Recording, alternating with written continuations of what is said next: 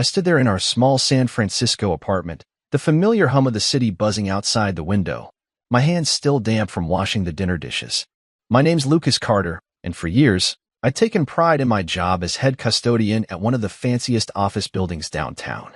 It wasn't glamorous, mopping floors, scrubbing toilets, making sure every corner sparkled for the suits who worked there, but it was honest. It kept the lights on, put food on the table, and gave me a quiet kind of dignity I'd always held on to. Camilla, my wife, had never seemed to mind. Or so I thought. That night, though, everything changed.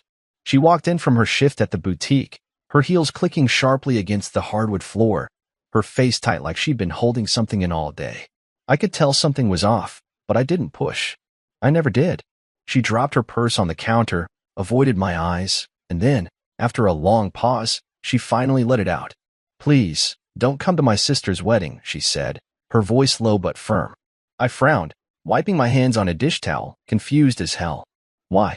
I asked, thinking maybe I'd missed something, some family drama I hadn't caught wind of. She sighed, heavy and irritated, like I was making this harder than it needed to be. "I don't want people to know you're just a cleaner," she said. The words hit me like a punch to the gut. Just a cleaner. I stood there, staring at her, my mouth dry, trying to process it. I'd never hidden what I did, never saw a reason to. But the way she said it, like it was some dirty secret, made my chest ache. Before I could even find words, she kept going, her voice colder now, sharper. "I will say you're dead," she said. "Never contact me again." I froze. Dead? My own wife was ready to bury me, erase me from her life like I was nothing. I looked into her eyes, those hazel eyes I'd fallen for years ago, and saw nothing but resolve. No regret, no softness, just a woman who'd already made up her mind. I'd always known Camilla came from money, a family with fancy dinners and big houses, while I was just a guy from the working side of town. But ashamed? That was new. That cut deeper than anything I'd ever felt. I didn't yell. I didn't beg. I just stood there, the silence stretching between us, heavy and suffocating. "You're serious," I finally said, my voice quieter than I meant it to be. She didn't answer, just turned away, her shoulders stiff. That was it, then. Years of marriage, cooking together, laughing over dumb TV shows, holding her when she cried about her dad passing gone.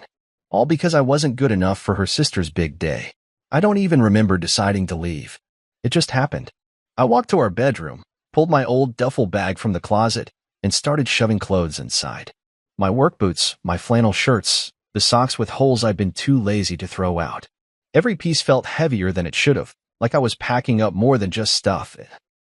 I was packing up me. She didn't stop me. Didn't say a word. I zipped the bag, slung it over my shoulder, and glanced at her one last time. She was staring out the window, arms crossed, like I was already gone. Maybe I was. I stepped out into the cool night air, the door clicking shut behind me, and felt the weight of it all crash down. A broken man, that's what I was.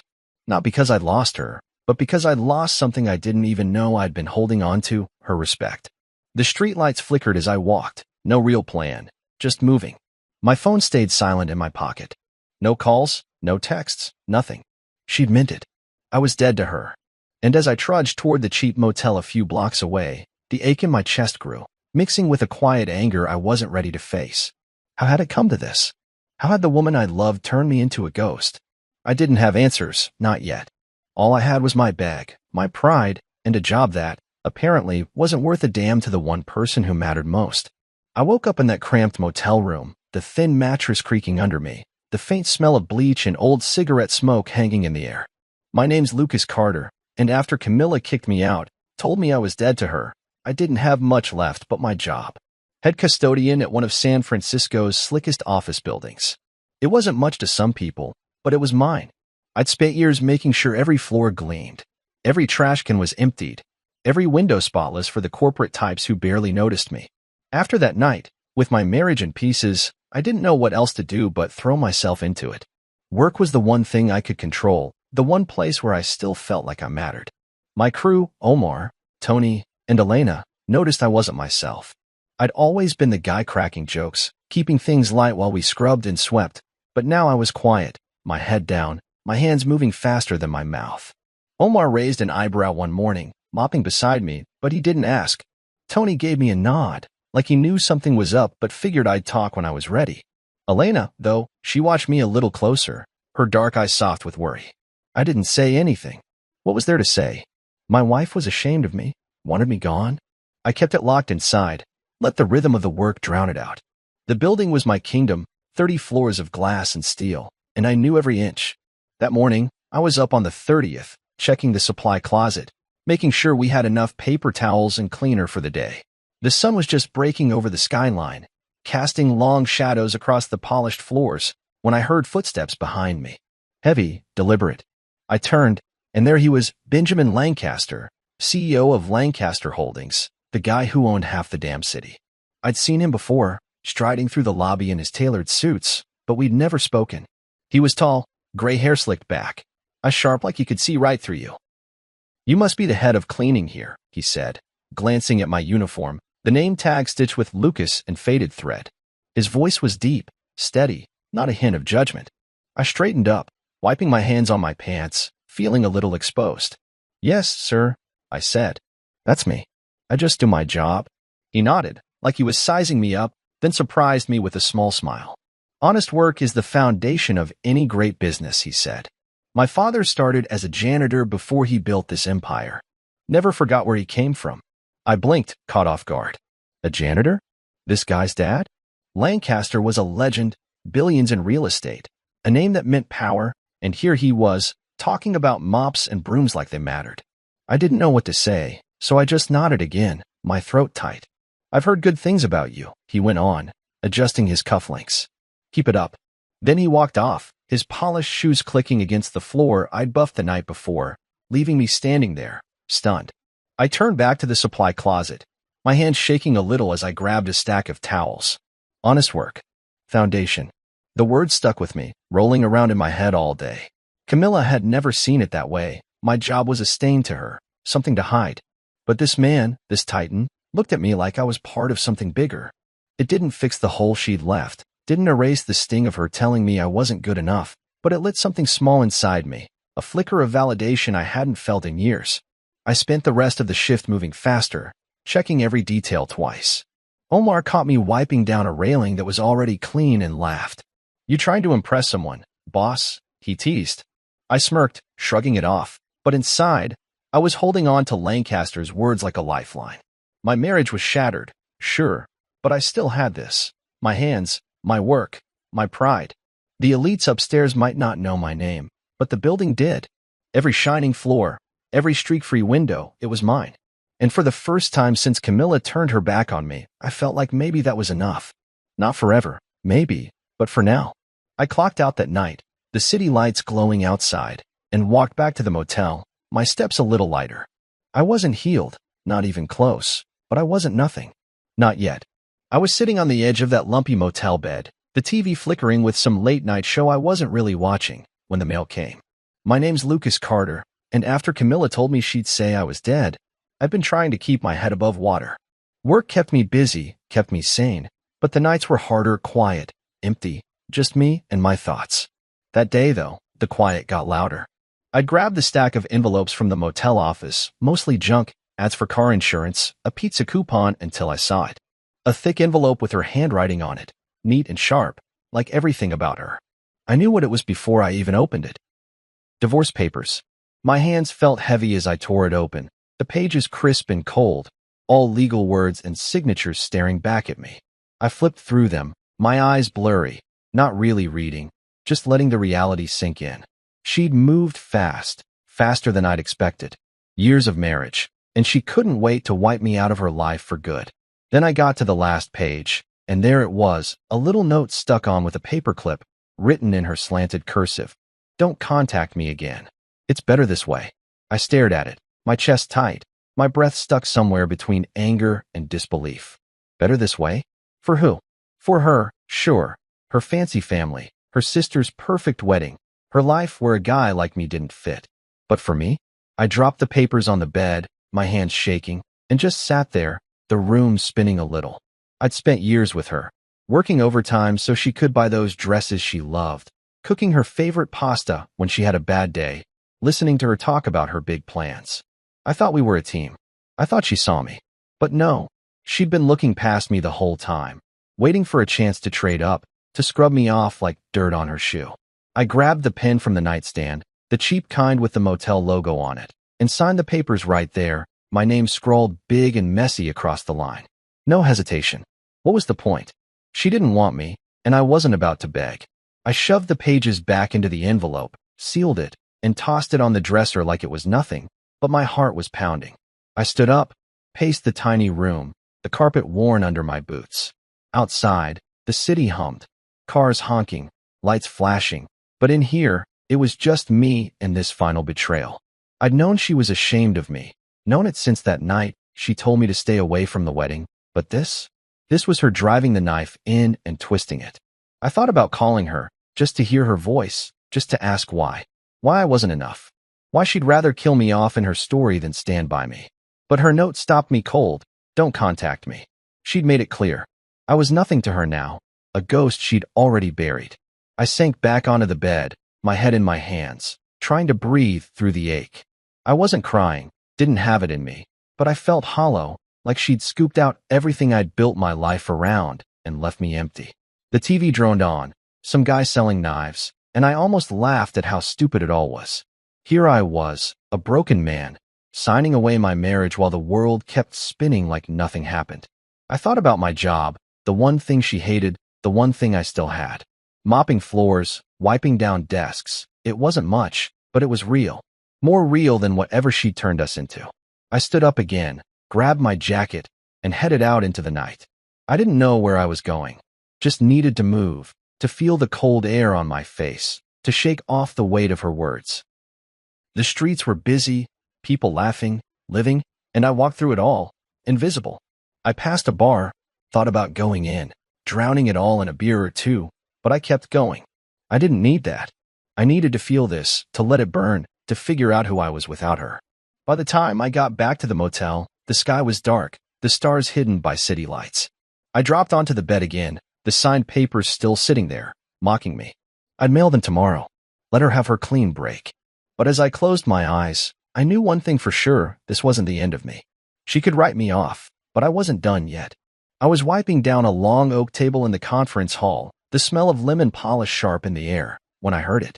My name's Lucas Carter, and after signing those divorce papers, I've been trying to keep my head down, focus on my work, and let the days blur together. Being head custodian at that big San Francisco office building gave me something to hold on to, floors to clean, schedules to manage, a routine that didn't ask questions. But the world has a way of sneaking up on you. The Lancaster family, big shots who owned the building and half the city, was buzzing about a wedding. Grayson Lancaster, the CEO's son, was marrying Melanie, Camilla's sister. I'd known it was coming, tried to ignore it, but working where I did made it impossible to escape. Every day, I'd catch snippets, caterers rushing through the lobby, florists hauling bouquets, chatter about the event of the year. I didn't want to care. Didn't want to think about Camilla or her family or the life I'd been cut out of. But that morning, up on the 30th floor, it hit me anyway. I was alone in the conference hall, the glass walls showing off the foggy skyline, when voices drifted in from the hallway. Deep, familiar, Benjamin Lancaster, the CEO himself, talking to Grayson. I didn't mean to listen, just kept wiping the table, my rag moving in slow circles, but their words stopped me cold. I heard Melanie's sister lost her husband years ago, Benjamin said, his tone thoughtful, like he was piecing together a story. Tragic thing. I froze, my hand gripping the rag so tight my knuckles went white. Lost her husband? That was me they were talking about, or the me Camilla had invented. Grayson's voice came next, calm and sure. Yeah, Melanie told me her sister's husband died in a car accident 10 years ago. My stomach dropped. 10 years ago? I'd been with Camilla then, married, alive, working my ass off to keep us going.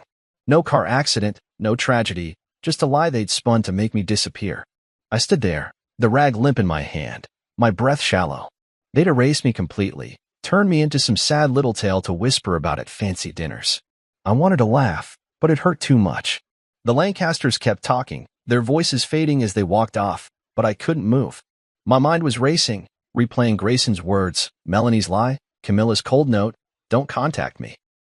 They built this whole story, buried me in it, and I hadn't even known. I dropped the rag on the table, my hands shaking, and leaned against the edge, staring out at the city. How long had they been telling people this? Was it just for the wedding, or had Camilla been planting this seed for years? I thought about her family, her mom with her pearl necklaces, her dad who'd barely shaken my hand when we met, Melanie with her perfect smile. They'd always looked at me like I didn't belong. But this was next level.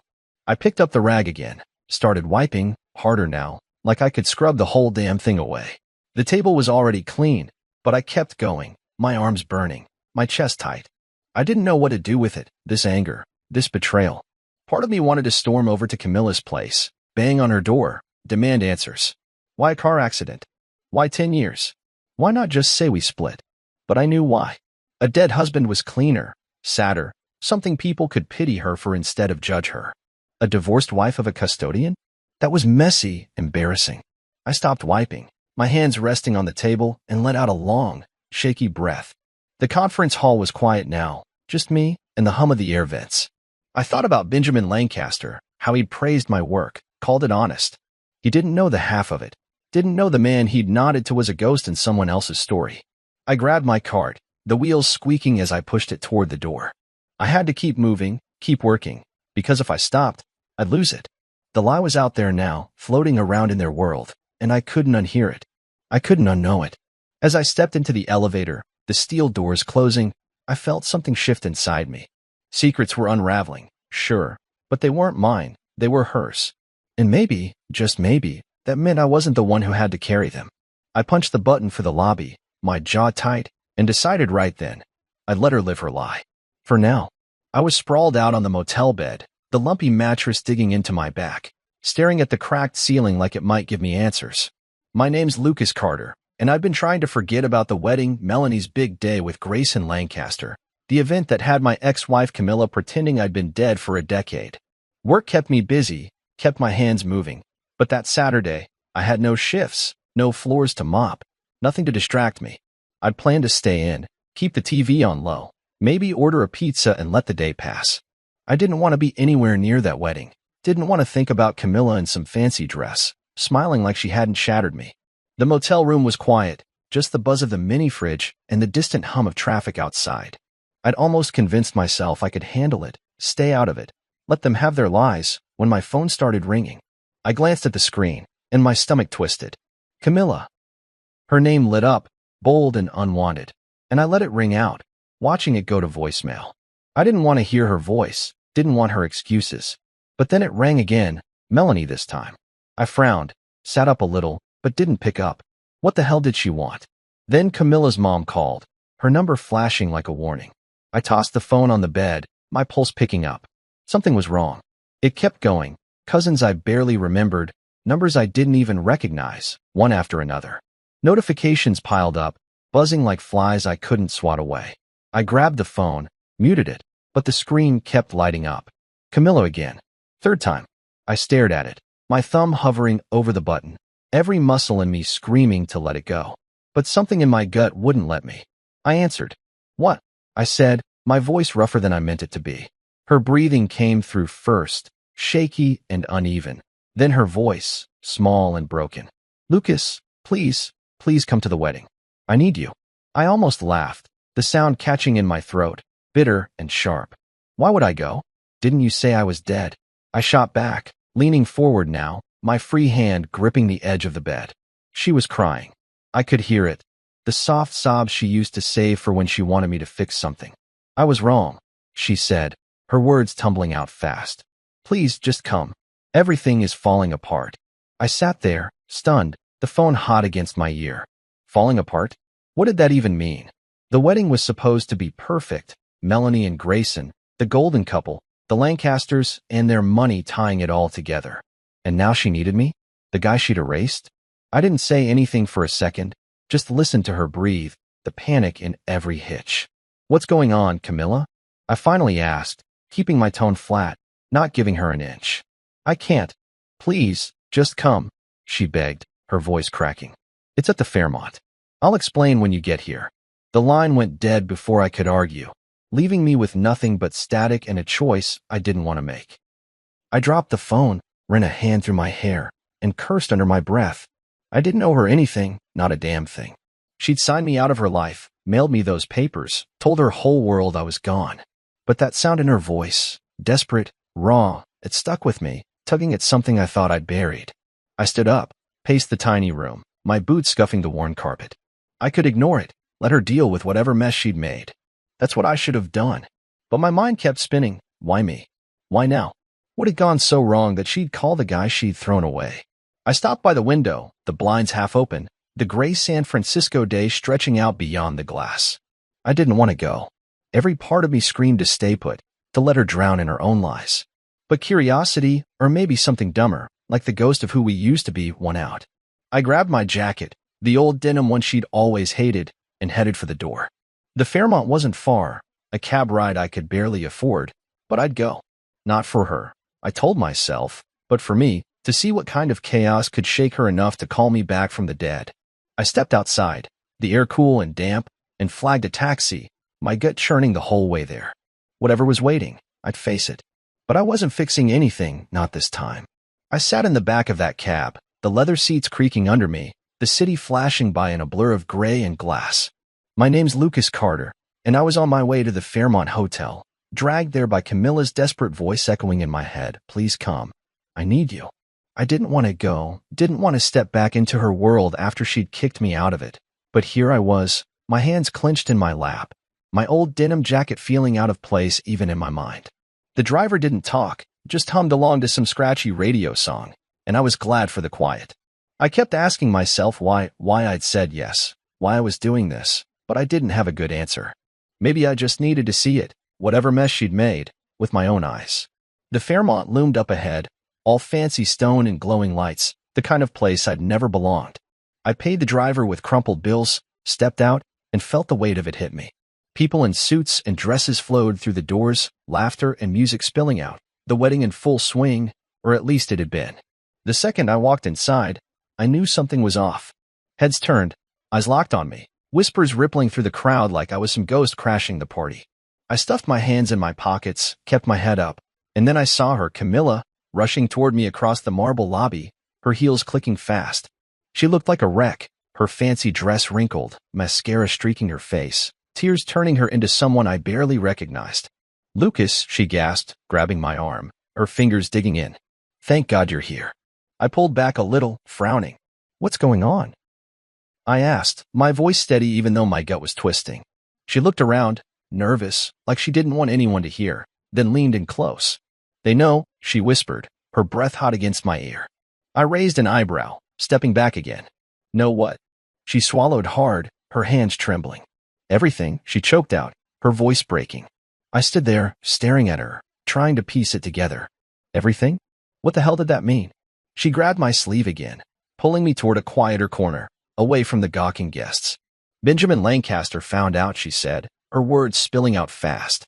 "He knows you're not dead, knows I lied about it all. He confronted Melanie and me, and Grayson, oh God, Grayson's furious.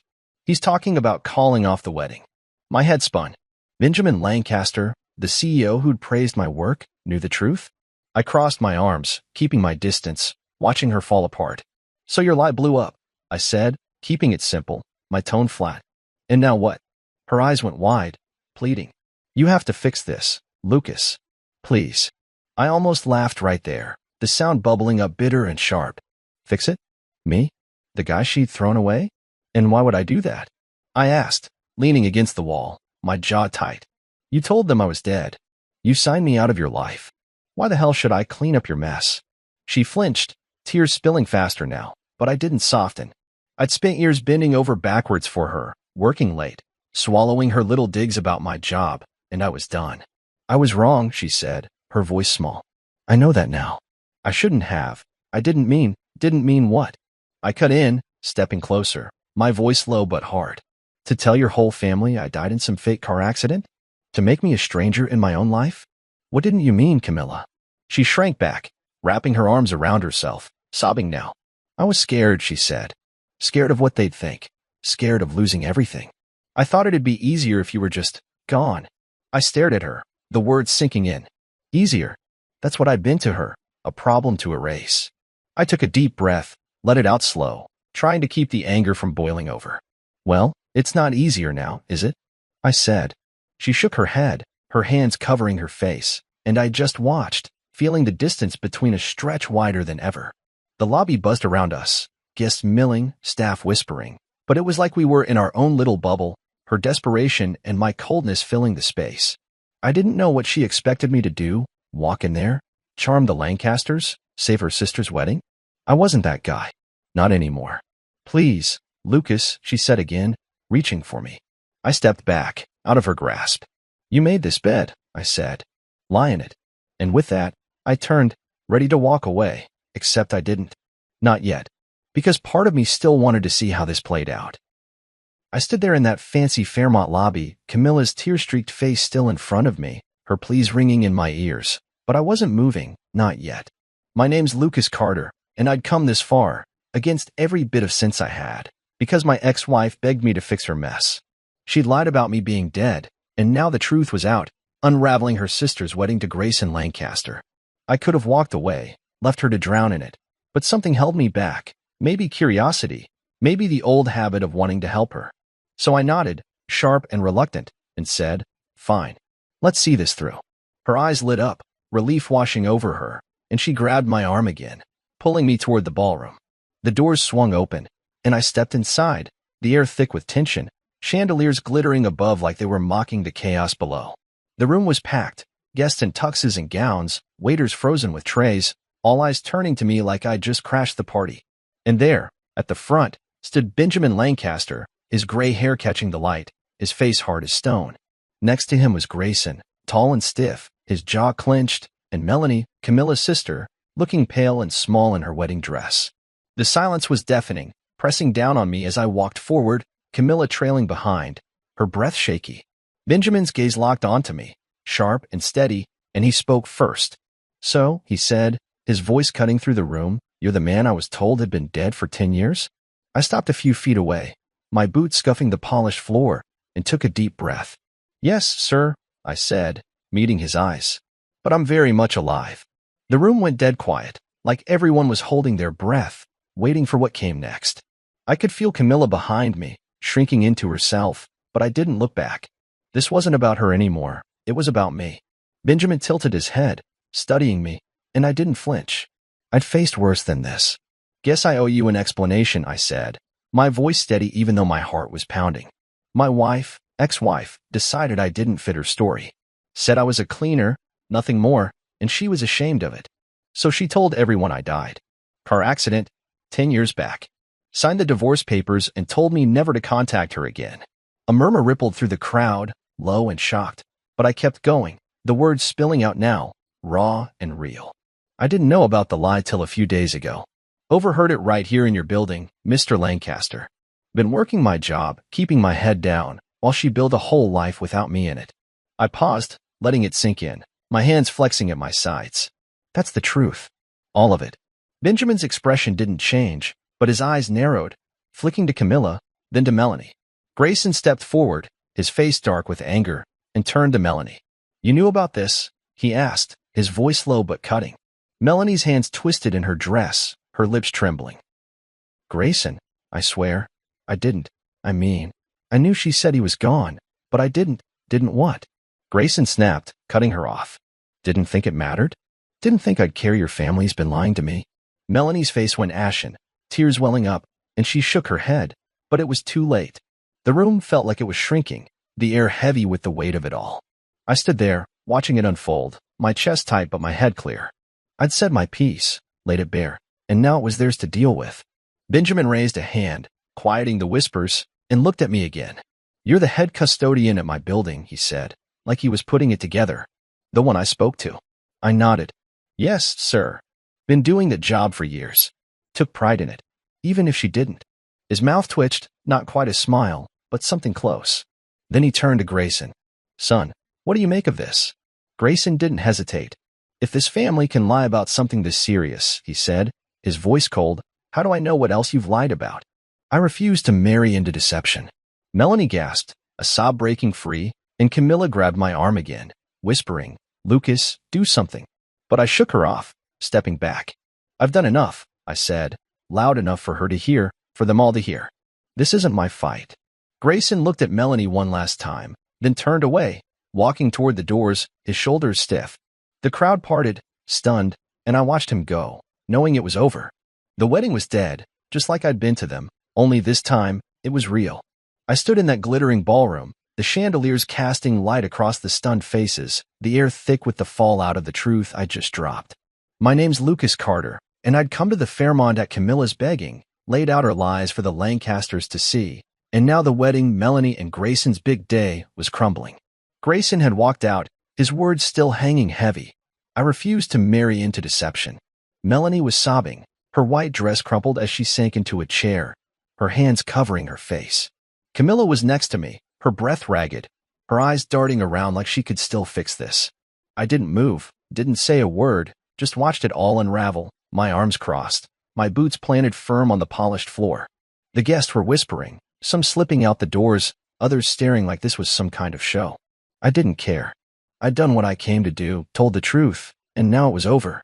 Camilla turned to me, her face a mess of tears and mascara, and grabbed my sleeve. "Lucas, please," she said, her voice breaking. "I'm sorry. I'm so sorry. Forgive me."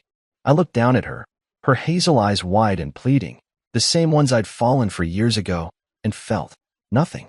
No anger, no pity, just a cold, empty space where she used to be. "You don't get it, do you?" I said, pulling my arm free. "This isn't about forgiveness. You made your choice. Live with it." She flinched, stepping back, her hands trembling. "I didn't mean for this to happen," she whispered. I wanted them to see me differently. You didn't think I'd matter." I finished for her, my voice low but steady. "You thought you could erase me, and nobody'd notice. Well, they noticed now." She opened her mouth, then closed it, tears spilling again, but I was done listening. I turned away, ready to leave, when Benjamin Lancaster stepped over, his gray hair catching the light, his face calm but firm. "Hold on a minute," he said, his deep voice stopping me cold. I faced him, nodding once. "Sir."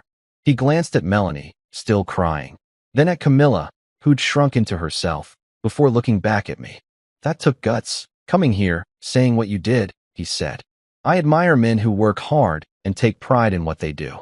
If I'd known the truth about you from the start, I'd have had a very different impression of this family." I didn't know what to say, so I just stood there, my hands in my pockets, waiting. He adjusted his tie, then dropped a bombshell. "You're wasted as just a cleaner," he said. "I want you to come work for me, head of facilities management for Lancaster Holdings. Better pay, more responsibility. You've earned it." My jaw dropped, just for a second, before I caught myself. "You serious?" I asked, my voice rough. He nodded, a small smile tugging at his mouth. "Dead serious.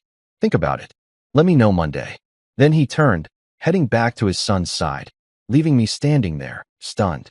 Camilla stared at me, her eyes wide, like she couldn't believe it either. "Lucas," she started, but I cut her off with a look. "Don't," I said. "You don't get to talk to me now." She backed off, wrapping her arms around herself, and I watched Melanie for a moment, her dream day shattered, her family's choices crashing down on her. She looked up, caught my eye, and I saw the guilt there, the regret, but I didn't soften. They'd all played their part in this lie, and now they were paying for it. I turned for the doors, the crowd parting as I walked through, my boots loud against the marble. Camilla called after me, her voice small. "Lucas, wait." But I didn't stop.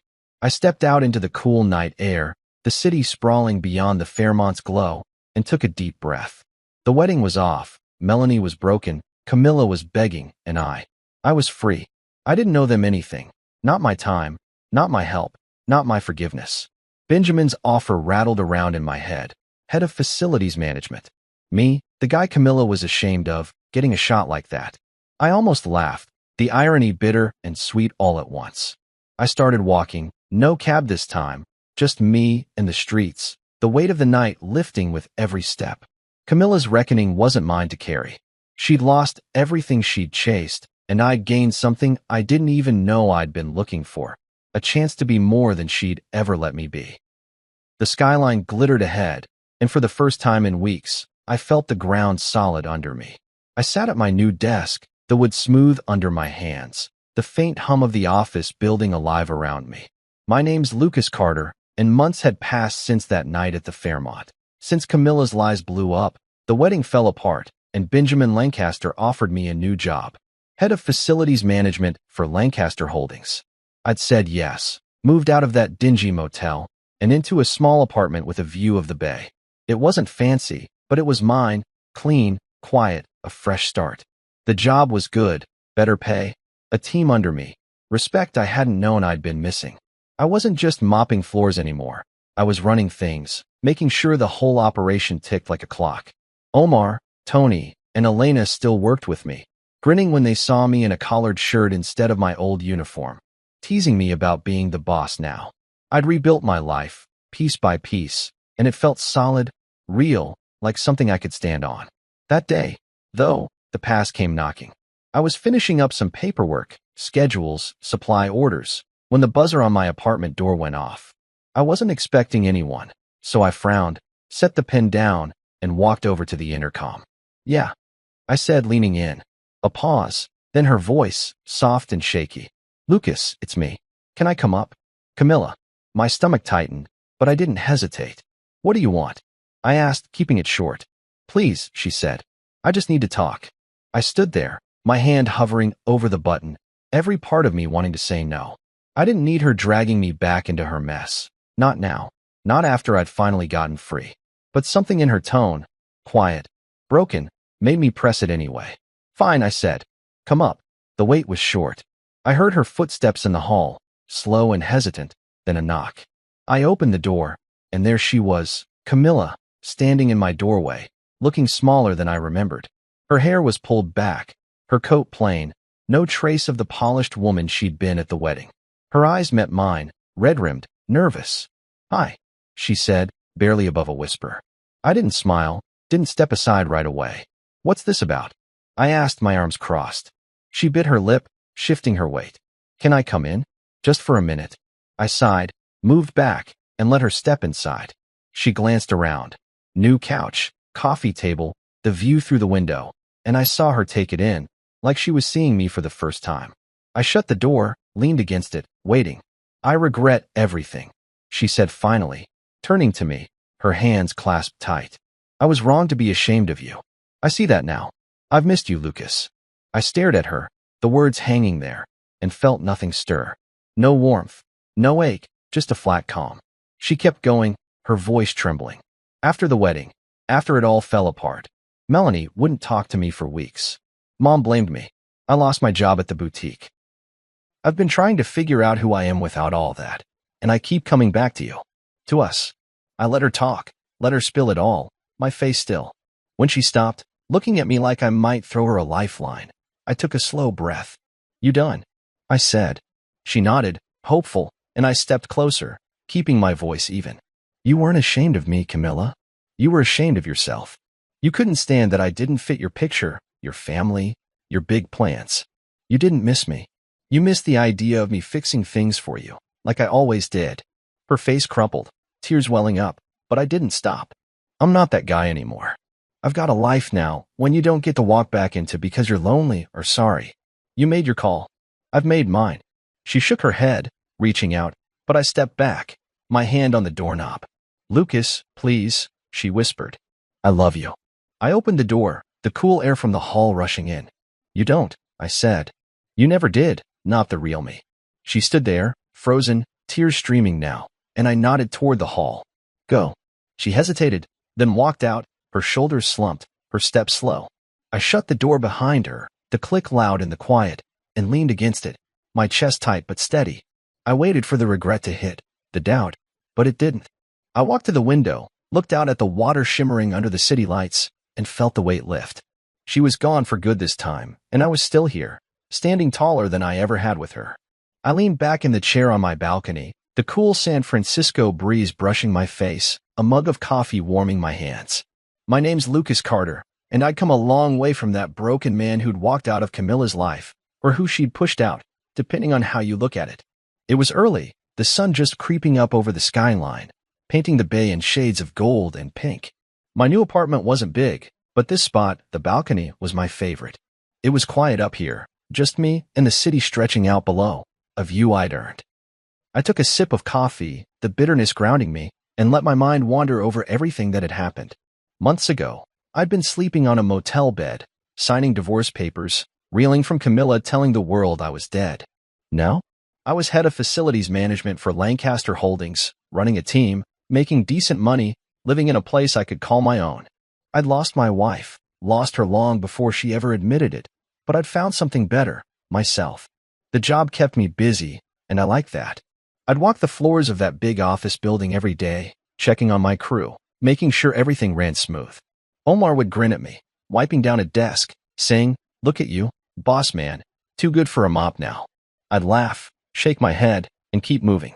Tony and Elena were the same, teasing me about my new clipboard, my office with a window, but they respected me, and that felt good. Benjamin Lancaster had kept his word, given me a shot, and I'd taken it. I wasn't just a cleaner anymore. I was building something, proving I was more than Camilla ever saw. I set the mug down on the little table beside me, the steam curling up into the morning air, and stretched my legs out. The city was waking up, cars honking faint in the distance, seagulls crying over the water, and I felt awake too, really awake, for the first time in years. Losing Camilla had gutted me, no question. That night she told me not to come to the wedding, told me I was dead to her. It broke something inside. But sitting here now, I could see it for what it was, a crack that let the light in. She'd taken my pride, my trust, but she couldn't take what I'd built back. I thought about her showing up at my door a while back, all tears and regrets, saying she missed me. I'd shut that down fast, closed the door on her for good, and it didn't haunt me like I thought it might. She wasn't my problem anymore. I didn't hate her, not really, just didn't need her. The coffee was cooling now, but I took another sip anyway, letting it settle me. I'd heard bits and pieces about her since Melanie still wasn't talking to her. Her mom had cooled off too, and the boutique job was long gone. She'd lost a lot, chasing that perfect life she thought she deserved, and I wondered if she ever looked back and saw where it started. Me, I didn't look back much anymore. Forward was better, new days, new chances. I stood up, leaned on the railing, and watched a ferry cut across the bay, slow and steady. My life wasn't perfect, still had bills, still had quiet nights where the past crept in, but it was mine. I'd lost a wife, sure, but I'd gained my self-respect, and that weighed more than she ever did. I thought about Benjamin Lancaster, the man who'd seen something in me when I couldn't see it myself. Honest work, he'd said, and I'd carried that with me. It wasn't just about the job, it was about who I was. I'd spent years thinking I had to prove myself to Camilla, to her family, but I didn't. I just had to prove it to me. The sun was higher now, the city fully alive below, and I smiled a little, just to myself. I'd head to work soon, put on that collared shirt, walk into that building like I belonged, because I did. The phone buzzed inside, probably Omar texting about some supply mix-up, and I'd deal with it, same as always. But for now, I stayed out here, the breeze on my skin, the coffee in my hand, the skyline ahead. I wasn't the guy Camilla had thrown away anymore. I was Lucas Carter, alive, steady, and starting over. And for the first time in a long time, that felt like enough.